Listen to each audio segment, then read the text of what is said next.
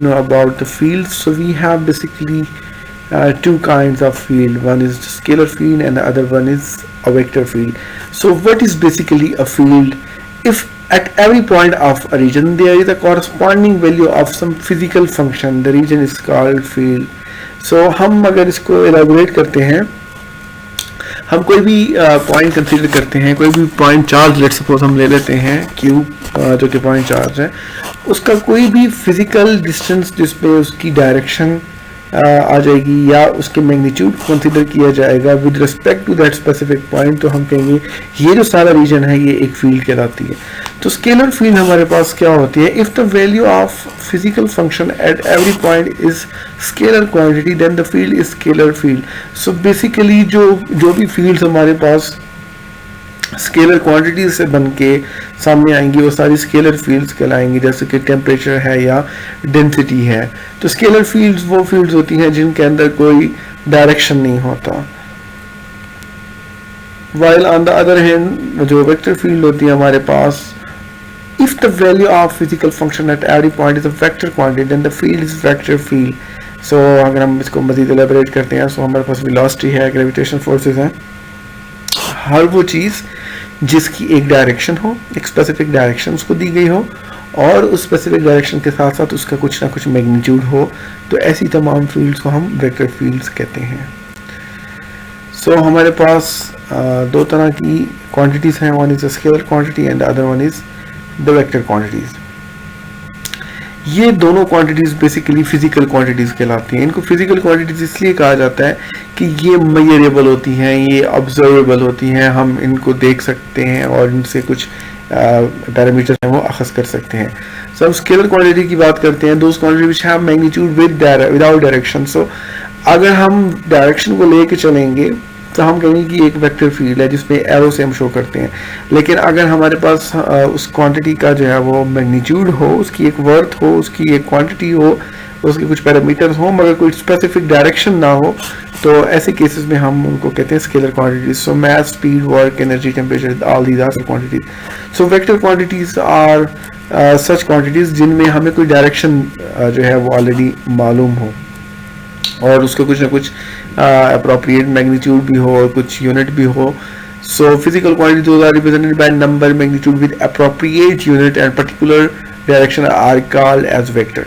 सो हम अगर बात करते हैं तो हमारे पास फोर्स, मोमेंटम, डिस्प्लेसमेंट या टॉर्क, तो इनकी रिप्रेजेंटेशन ऐसा है कि इनके सिंबल के ऊपर एक एरो लगाया जाता है जो डायरेक्शन को शो करता है. इसके बाद हमारे पास आते हैं equal vector. So equal vectors वो होते हैं जिनकी मैग्नीट्यूड और उनकी डायरेक्शन जो है वो सेम हो.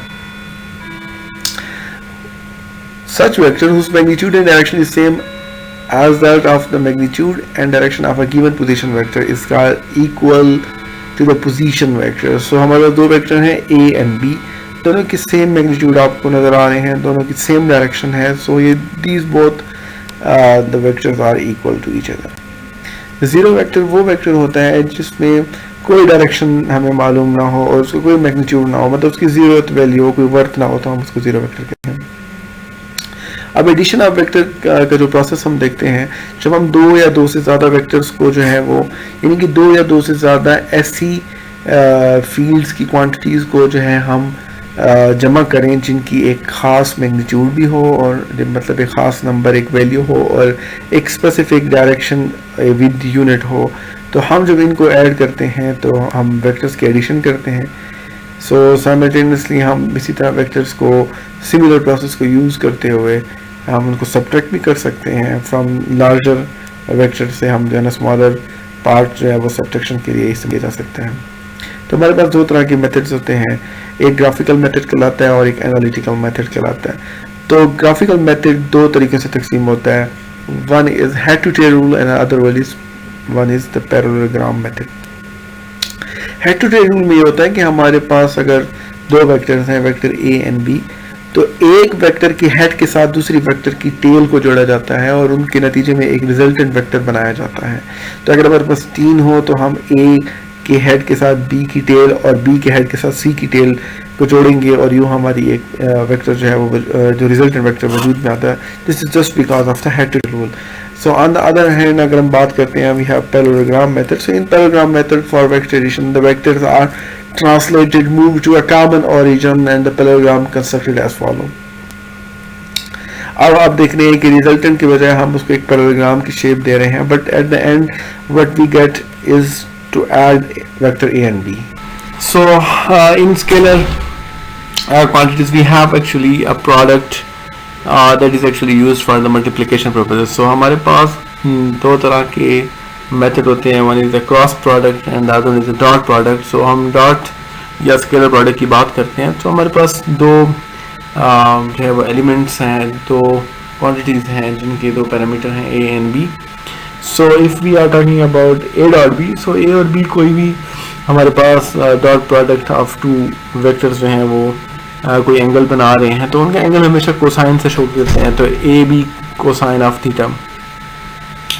सो अगर हम कोसाइन ऑफ थीटा को, थीटा की वैल्यू को हम परपेंडिकुलर कंसीडर करते हैं 90, तो फिर उसके हिसाब से हमारा जो प्रोडक्ट है वो 0 आएगा. इसी तरह साइमल्टेनियसली वर्क की बात करते हैं तो वर्क भी हमारे पास फोर्स इंटू डिस्टेंस है. तो F S cos of theta आप यूज़ करो, आप बिल्कुल डिस्कस कर सकते हैं. इन क्वेश्चंस को आपने अटेम्प्ट करना है और कोई प्रॉब्लम हो तो आप डिस्कस करते हैं. इसके मुकाबले में हमारे पास जो क्रॉस प्रोडक्ट होता है, the only difference between the dot product and the cross product वो ये है कि हम यहाँ पे जब एंगल कंसीडर करते हैं हम तो कोसाइन की बजाय हम साइनोसाइड लेते हैं. हम like A B sine of theta, तो हम उसमें जो है ना कंसीडर करते हैं. तो यहाँ पे हमारे पास एक मैक्सिमम पीक आ जाती है in case of sine 90 degree की. सो अगर हम थीटा को 90 कंसीडर करते हैं.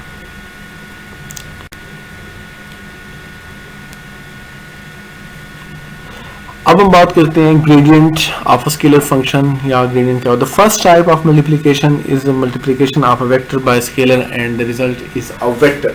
सो physically interpretation of a gradient. So let's scalar function 0 हमको लेते हैं जो रिप्रेजेंट करता है टेम्परेचर. देन 0 और gradient of 0 represents the temperature gradient or the rate of change of temperature with the distance. Thus, although the temperature is a scalar quantity and having magnitude, only the temperature gradient is a vector quantity having magnitude and direction both in the maximum rate of change of temperature. So, gradient basically है क्या किसी भी scalar function का. जब भी हम multiplication करते हैं तो जब हम किसी scalar जो है ना quantity को multiply करते हैं with respect to some vector, तो जो उसके नतीजे में हमारे पास रिजल्टेंट आता है that is a vector. So gradient basically हमें जब वेक्टर को स्केलर से मल्टीप्लाई कर देते हैं तो उसके नतीजे में जो आउटपुट देता है वो एक वेक्टर क्वांटिटी के तौर पर देता है. तो ये उस ग्रेडियंट की हम फिजिकल इंटरप्रिटेशन जो है वो करते हैं ग्रेड के साथ. सो ये बेसिकली ग्रेडियंट को हम यूज़ करते हैं जब हम किसी टेम्परेचर को एक्सपोज करना चाहते हैं. सो जैसे कि एग्जाम्पल है gradient vector can be expressed as 0 would represent the electric potential gradient. So हर एक क्वांटिटी की, हर एक स्केलर या वेक्टर क्वांटिटी की कुछ ग्रेडियंट्स की जो कुछ वर्ड्स होती है वो ऑलरेडी डिफाइंड होती है.